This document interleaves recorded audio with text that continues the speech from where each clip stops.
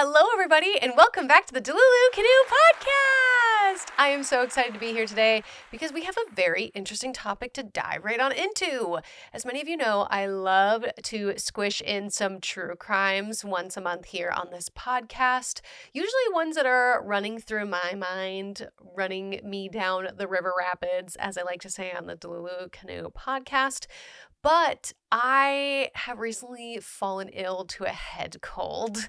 I have had this trajectory of having the cold, not feeling well, staying home for a day, and then being like, I'm all better, and then going out into the world, doing some event, and then being right back at home the next day because it spiked and came back again. And so while I was fighting off this head cold here in the end of November, I finally decided to stay home and just enjoy being a couch potato, watching TV, watching animated TV shows. And let me know if you'd like a future Delulu of me talking about all the animated TV shows that I've finally gotten through. But the one that has been the most anticipated for me and for many people that know me is the Hazbin Hotel Season 2. I finally sat down and watched all 4 of the episodes that are out to this point. I think by the time this episode comes out, there might be 2 more episodes. But I have really been enjoying watching it and just getting caught up on the Hazbin Hotel tea. And as I've started looking for a true crime topic, I was recently just kind of Googling around looking for something, and Alastor came up again under Hazbin Hotel. And I was like, we know he's a serial killer, but is he based on a real serial killer? Dun, dun, dun. And so I started doing some deep dives on fan conspiracy theories, fan true crimes, essentially about Alastor. And there are actually a couple names that come up for suspects of who Alastor from Hazbin Hotel could be tied to. At this point, we know Alastor's a serial killer, and I tried looking up if Vivian herself has said who he's specifically tied to, and we'll talk about that at the very end of the episode, because obviously I want you to listen to these 2 true crime cases that are unsolved. So let's dive right on into it, and let's talk a little bit about who Alastor is. He is the radio demon from Hazbin Hotel who... basically, we don't really know a lot about him because he doesn't talk a lot about himself. He hides behind this smile. And once you hit season 2, you'll learn a little bit more about Alastor. But I'm going to try really hard not to spoil too much. So let's get into these 2 serial killers that Alastor might be based off of. Just for those of you that are watching on YouTube, I am going to be reading off a piece of paper because I do want to make sure that I am paying proper homage to the victims of these serial killers by including proper dates and their names. Obviously, I'm going to try my best to say their last names, but just know that all of this information has come from the source Unsolved Crimes on YouTube. I love watching them. They're really great. Here we go. In 1918 to 1999, the surrounding area of New Orleans was dealing with a serial killer. This person was responsible for 12 attacks and 6 deaths. He would only go after people that were sleeping in their bed, which got him the chilling comparison to the boogeyman. Which is kind of silly if you think about it, because the boogeyman's not scary. At least in today's 2025 standards. Who uses the term the boogeyman, to frighten children anymore? And at least I don't know anybody who does. But I guess back then, adults and kids were terrified of the boogeyman. So he got kind of a nickname, the boogeyman, for a little bit. But I digress. He would only use items that were found inside the victims' homes. His commonly used weapon of choice would be an axe, which also makes sense because he was later called the Axeman.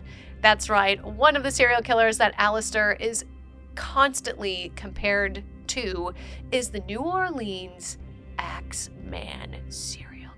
Dun, dun, dun. Let's keep going. Obviously, having an axe in your home in that time period was a pretty commonly used item, I guess.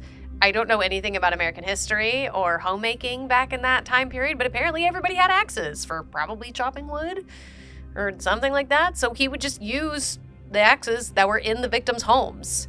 But yeah, I don't really know a lot about American history or homemaking back in that time, so we're just ignore that. We're just going to keep moving on. The first reported suspected incident happened on May 23rd, 1918. Catherine and Joseph Maggio. The weapon that was used was an axe and a razor blade. Catherine, by the time they found her, was almost completely decapitated, and Joseph had had many injuries. But nothing was stolen, and the only thing found was an axe. Apparently, back then fingerprints were not heavily used in investigations. It was considered not a standard procedure, which is crazy because they easily could have found out who did it just by getting the fingerprints off the axe, but I digress. I know nothing about that. Which is weird because you think that they would use, even if it's not a common practice, they have the murder weapon, do a fingerprint check on it. But I don't know. I'm not a detective or an officer or anything of that sort, so maybe I shouldn't be making comments on it. But things were just different back then. They were different, so different. June 28th, 1918, Louis Bismuir and Anna Lowe, again, sorry for the last name pronunciations, were discovered beaten and bloody by a baker making his morning deliveries. And for a second, people actually thought the baker did it. They were kind of like, what? You discovered them? You probably did it, which luckily he didn't do it. They found out that he didn't do it, but they both were severely injured. Louis would actually survive, and Anna would end up dying about 7 weeks later, but was able to give a statement on what the man looked like. She recalled him being tall, white, and a looming man, which isn't exactly the best description. She tried her best. She's doing the best she can, and then she passed away, which is terrible and devastating, but she really did try her best to give them a description. But then on August 5th in 1918, Miss Ed Schneider was the next victim of this axe serial killer, and she was found by her husband. She was still alive and would survive the attack. And after looking at the scene, the axe was reported missing. And also at the time, Miss Schneider was pregnant and gave birth to a happy, healthy baby after surviving such a brutal attack, which good on her. She still was able to have the baby after experiencing such trauma, which is terrifying. But dang, that's on some mother's survival instincts right there. She's like, you are not getting my baby. You are not getting me. I got this. So, but not even 10 days later, you can't rejoice for too long. On August 10th of 1918, Joseph Romano was found with his head smashed in, and he was found by his nieces, and they saw the attacker was dark, tall, wearing a suit and a slouch hat, which I have no idea what a slouch hat is, but I'm sure back then it was popular or unique because they clocked it, they saw it. Luckily, then reports were starting to go out that extra police were being deployed in that area to try to figure out who the maniac is, which is kind of weird that now they're starting to deploy people after they, there's been a couple instances, but I don't know what the times were like back then. I didn't live them. But on March 10th of 1919, Rose Cortamilia and Charles Cortamilia, again, sorry for the pronunciations, were the next ones to be attacked. Rose woke up to her husband, Charles, fighting off the attacker, which Rose and Charles would survive. But their baby, unfortunately, would die from this attack. And 5 days later, the apparent Axeman wrote a letter to the local paper, which reads, Hell, March 13th, 1918. Esteemed mortal, they have never caught me, and they never will. They have never seen me, for I'm invincible, even as the ether which surrounds your earth. I'm not a human being, but a spirit, and a fallen demon from the hottest of hell. I am what you New Orleanians and foolish police call the Axeman. He even went on to assault the police, writing, They have been so utterly stupid as to amuse not only me, but his satanic majesty. But tell them to beware, let them not to try to discover what I am. I thought it would be better that they never were born, than for them to be insecured the wrath of the Axeman. Not gonna lie, for me, I have a hard time believing that this is the Axeman. Here's my theory on serial killers. Hear me out, okay? He has stated nothing that has been factual. He has not mentioned anything that goes, oh yeah, that probably means he was at the scene of the crime. Oh, key details of the crime that only the police know. It must be that guy. This guy to me, seems like he's just writing to write something, and he's just like, cool, look at me, I am the X-Man. And in my opinion, if you're not going to give facts or proof that you were even, like, at the scene, or you even, like, know what you're talking about, I don't think it's actually the X-Man.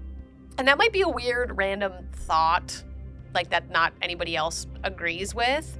But, like, anybody could just write a letter to the paper and be like, I am the X-Man. You know what I mean? Like, anybody could do that. So if there's any serial killers out there that are listening to the show, one, stop it. Get help. But two, also, like, give us some facts. Like, at least make me kind of believe it's you, because I'm always highly suspicious when, you know, the papers get all these, like, notes and things, and I'm just like, okay, here we go. But I don't know. I'm not a serial killer. Maybe they like doing this for other reasons. They're clearly not of right mind, so what do I know? I ain't never done it.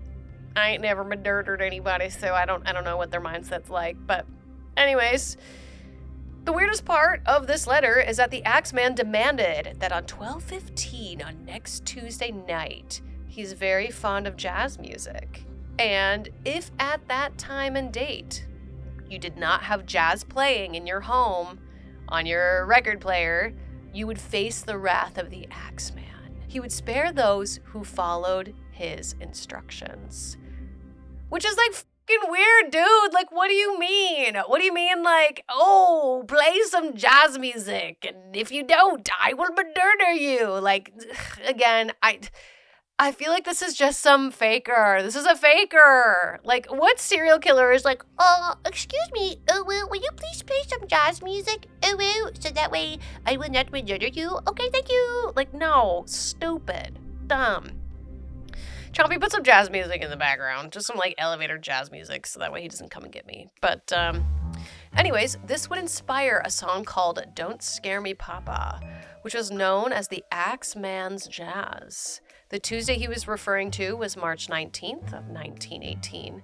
Everyone who didn't have a record player would pour into local jazz bars and pubs to avoid the Axeman's wrath, and let it be known that no one was hurt that night. So he got his way. He threw a little fit in the media, on the newspapers, and he got his way. Good for the Axeman. On August 10th of 1919, a man named Stephen Boko was also attacked, although he survived, but could not recall the memory as he was struck in the head many times. He merely survived by stumbling to the neighbor's house and calling the police immediately. Next was Sarah Lawman. She was attacked in September, but also wasn't killed. So he didn't really have, like, a good success rate. Not that, like, a couple kills are bad or good, you know what I mean? Like, but he didn't quite, like, define and, like, fine-tune his methods. People seem to be living, which is good, don't get me wrong. But then on October 27th of 1919, Esther and Mike I don't know how to say their last name, so we're just going to call them P. Esther and Mike P were attacked, and Esther later on claims that she saw two figures.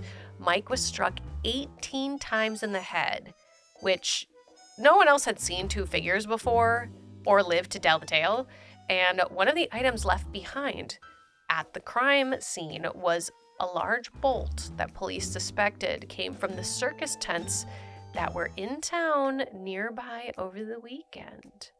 And there are multiple theories on who the Axeman of New Orleans could be, but that's not the point of this video. Let's get back to the main point of the episode. Let's talk about why fans think Alastor may be based off this serial killer. 1, Alastor is from New Orleans. It's a common known fact that Vivian's talked about many and multiple times. 2, Alastor likes jazz. You know, like, he is from that era where jazz is popular. He's from New Orleans, where it was very popular. So that's, you know, another common sort of trope that she could have taken inspiration from. 3, Alastor has a flair for the dramatics. But to burst this theory's bubble, Alastor has not been seen on Hazbin Hotel, like, wielding an axe as his weapon. He typically walks around wielding his, like, cane with the microphone on it, so it sort of eliminates that. And also looking at the art that has been released of season 2 of Alastor. Spoiler alert, if you haven't seen season 2, skip ahead like 10 seconds. But this is what Alastor looks like in season 2 when we have a flashback of him as a human. And I don't think he fits the description at all that the victim gave of the Axeman. Like, they said that he was tall, dark, and heavy-set. Humanized. Alastor's pretty lean. You know, I would not call that man heavyset, but that's just my opinion. So yeah, I don't think he's based on the Axeman of New Orleans, to be honest. I think maybe Vivian might have taken like a small seed of inspiration from this popular crime. But there is another serial killer that fans have theorized that Alastor could also be based off of, which is the Zodiac Killer. So let's take a look at the Zodiac Killer just from a distance. Like, this isn't really a deep dive. We're just kind of looking at all the things he did. So, in the late 60s and early 70s, there was a killer in California who had killed 5 people and possibly up to 37 people, which is a huge jump if you ask me. We're going to dive into why it goes from 5 to 37. But yeah, when I first read that, I was like, okay, that's a big difference. But he was called the Zodiac Killer. On December 20th of 1968, Davis Fairday and Betty Lou Jensen were shot and killed in a parked car. By the time the police arrived, Betty was found 30 feet away from the vehicle, dead, but David was still alive. David would die on the way to the hospital, and at the time, police had no idea that this was the work of a serial killer. The next crime would take place on July 4th of 1969 in Blue Rock Springs, California, only a few minutes away from the previous crime. Darlene Ferrin and Michael Michael M., both found shot. Both were alive when found, but only Michael would survive. He was able to make out the face of the man who shot him. He described him as a young white man, 26 to 30 years old, stocky, 200 pounds or larger, about 5'8", with light brown curly hair and a large face. An hour later, the police received a phone call from someone who claimed to be the shooter, and also claimed to have been the shooter on December 20th. Tying the two events together. Like, see, this is exactly what I'm talking about. Like, he gave exact details of 2 cases, took ownership over it, obviously didn't apologize, but like took ownership of it, proved that that person obviously had to have been there, probably been the killer, did it over the phone, anonymity, you know what I mean? And yeah, that's how you should do it, you know? Like spit some facts. If you're gonna leave a letter or make a phone call, spit some facts so we know it's you and not a poser. Which I'm sure there's a lot of serial killers listening to my podcast. But anyways, moving on. That's a joke, by the way, if you didn't catch that. That was a joke. Don't be a serial killer, okay? Don't do it. Getting back to being serious, on August 1st of 1969, the San Francisco Chronicle, the San Francisco Examiner, and the Vallejo Times, which are like newspapers, had all received handwritten letters from someone who claimed to be the killer. The writer included details that made it confirmed that this was from the killer, and would include a symbol that would later be his identification symbol, a circle with a cross through it, a mark that identified him as the Zodiac Killer. He demanded that they print a picture of this like huge graph of Zodiac codes in the papers, or more people would be killed. Which seems like an understatement because he was gonna kill people anyways, but like might as well print the thing that he wants you to print so that way it's not your fault. But regardless, if the code was cracked of the Zodiac symbols that he left them to print, it would reveal the identity of the Zodiac Killer. So of course people were trying to crack the code, trying to figure it out, just because like, of course they want to figure out who it is. And there was a couple on August 8th that cracked the code, and this is what it read. I like killing because it is so much fun. It is more fun than killing wild game in the forest because man is the most dangerous animal of all to kill. Something gives me the most thrilling experience, and it's even better than getting your rocks off with a girl. The best part of it is when I die, I will be reborn in paradise, and those I have killed will become my slaves. I will not give you my name, because you will try to slow down or stop my collecting of slaves for the afterlife. which is just terrifying, like just spine-chilling, awful, disgusting, and like this person needs help, clearly, in many, many ways.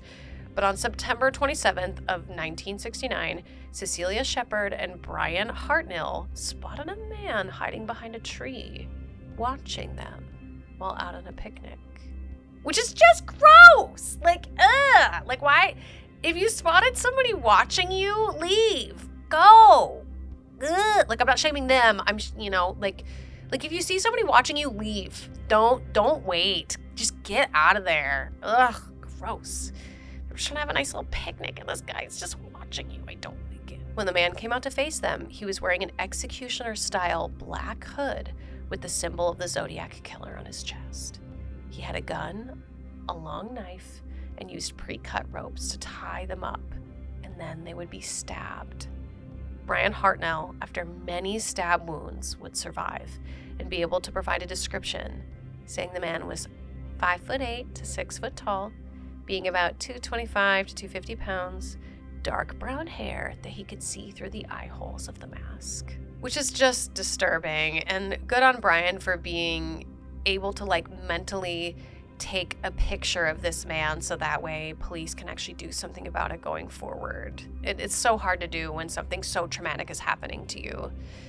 Also, a message was found on the side of Brian's car with the Zodiac sign and the dates of all 3 killings, and with the words, "by a knife," at the bottom. On October 11th of 1969, a cab driver named Paul Stein was shot in the back of his head by the rider, and a teenage girl across the street heard the gunshot along with 2 other witnesses.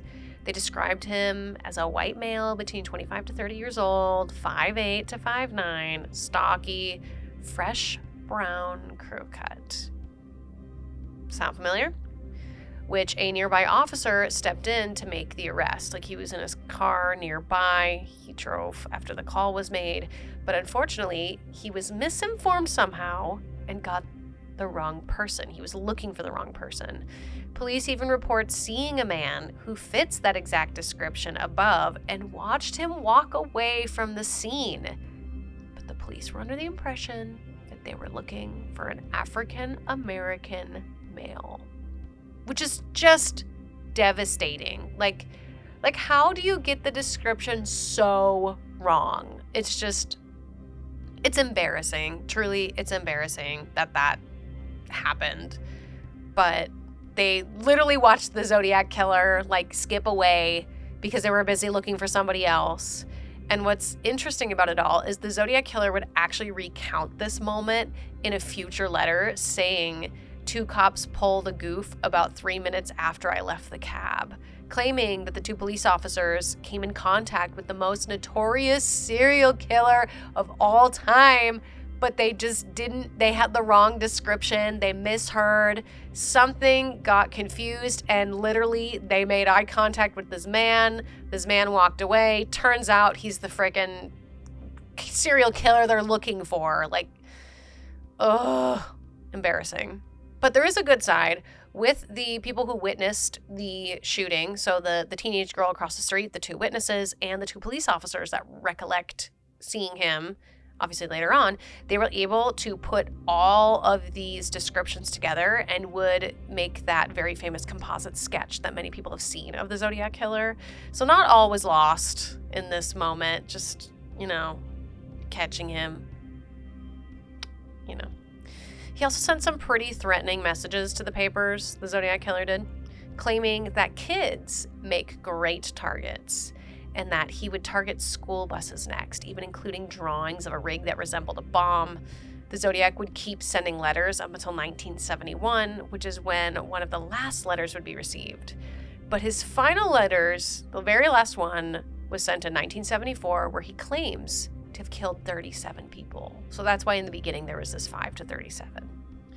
There are theories of a man who a lot of online theorists, as I was looking up this Zodiac Killer, that people think is the Zodiac Killer. There's a couple people that they've kind of wired it down to, but the one that really caught my attention was Arthur Lee Allen, because one of his favorite books that he confesses to the police is the Most Dangerous Game, which is a book about hunting humans. Terrifying. And it's also a book that the Zodiac Killer referenced in one of his letters. But obviously this case is unsolved, so we don't have an actual answer, but let's compare it to Alastor from Hazbin Hotel. The description, again, doesn't match Alastor at all, which we can assume Vivian just made Alastor to be the way that he looks, just based on how she would like him to look. But fans have put together that Alastor does, one, like using symbols, like when he's in hell, like they kind of all do, but he is really wrapped around in a lot of symbolism with the microphone and like the pentagram kind of look that sometimes appears on the floor. You know, he's really like surrounded by symbols. And the idea of collecting souls as a way to tie Alastor to the serial killer as well. Like Alastor owns Husk's soul. Somebody owns Alastor's soul, but like also kind of like the Zodiac Killer, who is obsessed with collecting souls. They have that in common. So who do you think is Alastor most like? The Axeman of New Orleans or the Zodiac Killer from California? Because I did some research jumping back to the beginning of this episode, and Vivian actually claims that Alastor is not based directly off of one serial killer. Maybe she pulled some inspiration from these two, or another serial killer that's still out there. But let me know if you would like me to do another deep dive on Alastor and the other serial killers that are mentioned. There's some other fan theories of other serial killers that people have drawn correlations between Alastor with. I loved doing this episode because it not only tied back to all the television I've been watching lately, but also it was interesting for me to formulate my opinion on if Alastor really truly is, stemmed from one of these killers. I don't actually think so. I think Vivian just took some little details, from serial killers that she's interested in and then, mixed them with her idea of what Alastor was already going to be. But it still is fun to see. It's still fun to do, to guess and to was she inspired by this? Was she inspired by that? It was still a good journey for me either way. But thank you all so much for joining me down the river rapids of this true crime Delulu Canoe podcast. I am your host, Dare Taylor. You can find me on Instagram, Dare Taylor Official with the blue check mark. And you can check me out at daretaylor.com. I think. Is that my website now? I don't know my website now. But you can check me out on my website that's linked on my Instagram. Delulu Canoe merch is now officially out. We have Christmas mugs out. We have Christmas sweaters. We have Christmas shirts, jackets, zip-ups. So be sure to go check that out. Link on the bottom of the screen and in the description. Thank you all so much for joining me down this river rapid ride. And remember, everybody, to play jazz so the Axeman won't come get you. I'm kidding. To stay Delulu because it's the Salulu. Bye. I'll see you in December next. I got plans.